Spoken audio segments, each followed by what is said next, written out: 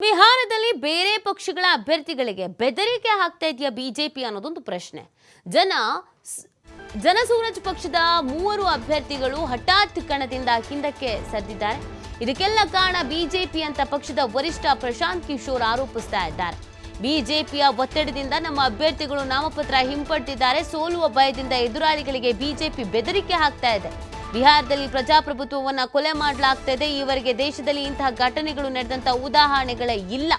ಚುನಾವಣಾ ಆಯೋಗವು ಅಭ್ಯರ್ಥಿಗಳ ಭದ್ರತೆಯನ್ನ ಖಾತ್ರಿಪಡಿಸಿಕೊಳ್ಳಬೇಕು. ನಮ್ಮ ಪಕ್ಷ ಎಲ್ಲ 243 ಕ್ಷೇತ್ರಗಳಿಗೂ ಅಭ್ಯರ್ಥಿಗಳನ್ನ ಘೋಷಣೆ ಮಾಡಿತ್ತು. ಈ ಪೈಕಿ ದಾನಾಪುರ, ಬ್ರಹ್ಮಪುರ, ಗೋಪಾಲಗಂಜ್ನಲ್ಲಿ ಹೀಗಾಗ್ಬಿಟ್ಟಿದೆ. ಇದರಿಂದ ಬಾಕಿ 240 ಕ್ಷೇತ್ರಗಳಲ್ಲಿ ನಮ್ಮ ಪಕ್ಷದ ಸ್ಪರ್ಧೆ ಇರಲಿದೆ. ಜನಸೂರಜ್ ಪಕ್ಷದ ವರಿಷ್ಠ ಪ್ರಶಾಂತ್ ಕಿಶೋರ್ ಈ ಒಂದು ಹೇಳಿಕೆಯನ್ನ ನೀಡಿರುವಂಥದ್ದು.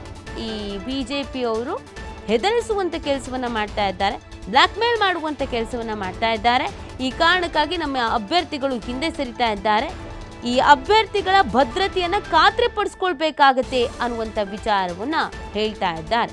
ಇದು ಸಹಜವಾಗಿ ಒಂದು ದೊಡ್ಡ ವಿಚಾರ ಆಗಿದೆ. ಯಾಕಂದ್ರೆ ಕಾಂಗ್ರೆಸ್ನವರು ಈಗಾಗಲೇ ಗಂಭೀರವಾದಂಥ ಆರೋಪವನ್ನ ಮಾಡಿದ್ದಾರೆ, ಅದು ವೋಟ್ ಕಳುವಾಗ್ತಾ ಇದೆ ಅಂತ.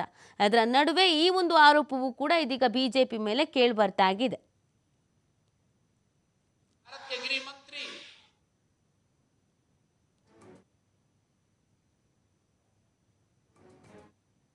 अधिकारी हैं, प्रभारी हैं।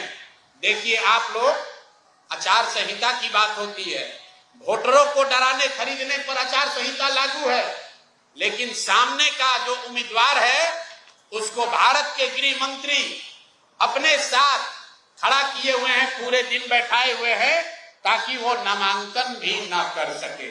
ये है भाजपा के चाल चरित्र चेहरा। ये देखिए भाजपा का चाल चरित्र चेहरा। और बता रहे हैं ट्विटर पर बैठ के